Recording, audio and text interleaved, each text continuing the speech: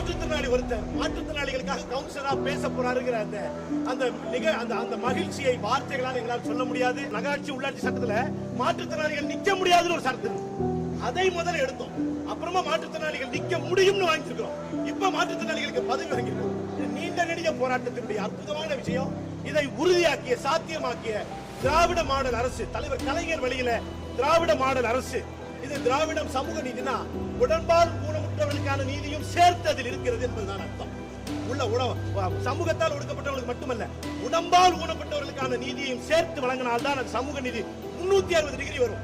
இன்னைக்கு 360 டிகிரியை இந்த அரசு தொட்டு இருக்கிறது.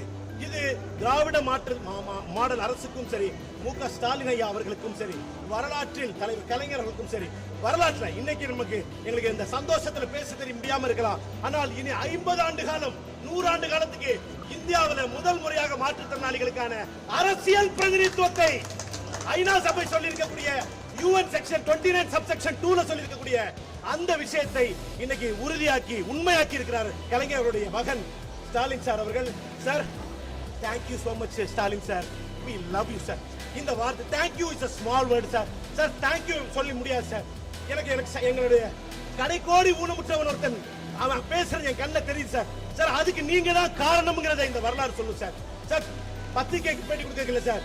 Sir, we love you sir.